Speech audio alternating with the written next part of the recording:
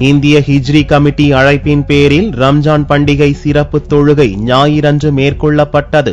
முஸ்லிம்களின் சிறப்பு பண்டிகையான ரம்ஜான் பரவலாக வரும் 29ஆம் தேதி கொண்டாடப்படுகிறது. இந்திய ஹிஜ்ரி கமிட்டி மற்றும் தக்வா அமைப்பினர் ஹிஜ்ரி 1435ஆம் ஆண்டின் ஷவ்வால் மாதத்தின் முதல் நாளில் பிறை தெரியும் என்பதால் ரம்ஜான் பண்டிகையை 27ஆம் தேதி கொண்டாடும்படி அறிவித்தனர். இதன்படி நெல்லை மேலப்பாளையம் பஜார் திடலில் ஞாயிறன்று காலை நடந்த ரம்ஜான் சிறப்பு தொழுகையில் நூற்றுக்கணக்கானோர் பங்கேற்றனர். தக்வா ஜமாத்தின் துணைத் தலைவர் காஜா ஷெரீப் ஹசரத் முன்னின்று ரம்ஜான் தொழுகையை மேற்கொண்டார். அல்லாஹ் தஆலா சூரா அல் யூசுஃபிலே பல வருடங்களுடைய எண்ணிக்கையை இந்த பிறையின் மூலம் நீங்கள் அறியலாம் என்று அல்லாஹ் தஆலா கூறுகிறான்.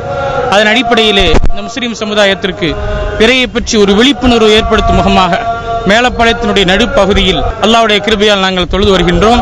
ஷவ்வால் மாதத்தினுடைய முதல் பிறையாக இருப்பதன் காரணமாக மேலப்பாளையத்தில் நோன்பு பெருநாள் கொண்டாடப்படுகிறது. கடவுளிடத்திலே காசாவில் வாழக்கூடிய மக்கள் ஆரோக்கியமாக நல்வாழ்வு வாழ்வதற்கு பிரார்த்திக்குமாறு அன்புடன் வேண்டிக் கொள்கிறோம். இதையடுத்து ஒருவரை ஒருவர் கட்டித் தழுவி வாழ்த்துக்களை பரிமாறிக்கொண்டனர்.